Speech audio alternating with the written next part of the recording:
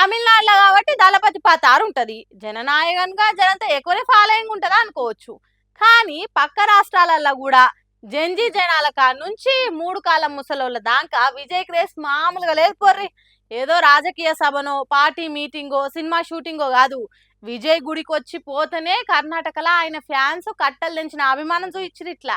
ఆవేశాన్ని ఆపగలం గాని అభిమానాన్ని ఆపలేమంటారు. ఆ మాట తమిళనాడు సీఎం విజయ్ కు పర్ఫెక్ట్ గా సూట్ అవుతుంది పోర్రి. ఏ అభిమానం సంపాదించుకొని సినిమాల నుంచి ఇలా సీఎం అయిండు, ముఖ్యమంత్రి అయినాక కూడా ఆయన స్టైల్ పాలనతోని పబ్లిక్ లో ఇంకింత ఫ్యాన్ ఫాలోయింగ్ కమాయించుకుంటున్నాడు. సోషల్ మీడియా చేయంగా పక్క రాష్ట్రాల్లో కూడా పతార పెంచుకొని దళపతిడా అని అనిపిస్తున్నాడు. కర్ణాటకలో విజయ్ క్రేజ్ చూస్తే ఆ ముచ్చట మళ్ళోసారి కళ్ళకు గట్టినట్టు కానొస్తున్నది పోరి. కొల్లూరు మూకాంబికాంబ వారిని దర్శనం చేసుకోనికి విజయ్ వస్తున్నది తెలిసే వరకల ఏం జనము, ఏం సందడి, ఏం కథ. మొన్న ఢిల్లీలో నీతి ఆయోగ్ మీటింగ్ ఉండే కదా, ఇక హాజరు పడేసుకొని మోడీ సార్ని కలిసి నమస్తే చెప్పి అట్లకెళ్ళి అటే సక్క చెన్నెల దిగిండు. అట్లకెళ్ళి రోడ్డు రూట్ల కొల్లూరుకు వచ్చిండు. ఇక విజయ్ ఈతో వల్లనే వస్తుందని తెలిసి ఎల్కేజీ పిల్లల కాంచి 80 ముసలోళ్ళ దాకా అందరు బాట పొంటి నిలబడి ఎదురు చూసిర్రు. విజయ్ కూడా కారు అద్దాలు తీసి కానొచ్చిన అందరికి నమస్తే చెప్పి హాయ్ చెప్పి అందరిని ఖుషి చేసిండు. ఇక గుడి పోయినాక పూజలు చేసి కిల్లన్నర బరువున్న వెండి ఖడ్గంతో పాటుగా పట్టుబట్టలు కూడా మూకాంబిక అమ్మవారికి మూట చెప్పిండు సీఎం విజయ్. అయ్యగారుల దీవెనార్తులు తీసుకొని అటెంక సొంతంగా కారు నడుపుకుంటా పోతుంటా ఓ చేతోని స్టీరింగ్ పట్టుకొని ఇంకో చేతోని ఫ్యాన్స్ కాయ చెప్పిండు ఇట్లా. ఇక ఇదివరకు తమిళనాడు సీఎంలుగా ఉన్న ఎంజీఆర్, జయలలిత అసంటోలు కూడా మూకాంబిక అమ్మవారిని దర్శనం చేసుకొని దీవెనార్తులు తీసుకునేది. విజయ్ కూడా ఇప్పుడు అదే ఆనవాయితీని కంటిన్యూ చేసిండు ఇట్లా అని ఆ రాష్ట్ర పబ్లిక్ ముచ్చట్టు పెట్టుకుంటుంటే ఇంకో దిక్కు కర్ణాటక పాలిటిక్స్ లో కొత్త చర్చ సురువైంది. కొన్ని వద్దులనే బెంగళూరు మున్సిపల్ కార్పొరేషన్ ఎలక్షన్ల టీవీకే తరపున ఓ 50 వార్డులలో క్యాండిడేట్లను నిలబెట్టి కర్ణాటకలో ఆయన పార్టీ బలాన్ని పరీక్షించుకోవాలన్న ప్లాన్ లో విజయ్ ఉండని కొన్ని వద్దుల సంధి వస్తూనే ఉన్నది. ఇప్పుడు ఇట్లా చిన్నగా మెల్లగా కర్ణాటకలో పవర్ పెంచుకొని ఆయనతో వచ్చే అసెంబ్లీ ఎలక్షన్ నాటికి రంగంలోకి దిగుతాడా ఏంది అన్న సాయిపై చర్చలు కూడా గట్టిగానే నడుస్తున్నాయి అక్కడ దిక్కు. మరి విజయ్ ఈ ముచ్చట్లో ఏం ప్లాన్ వేసి పనితనం చూపిస్తారనేది చూడాలిగా.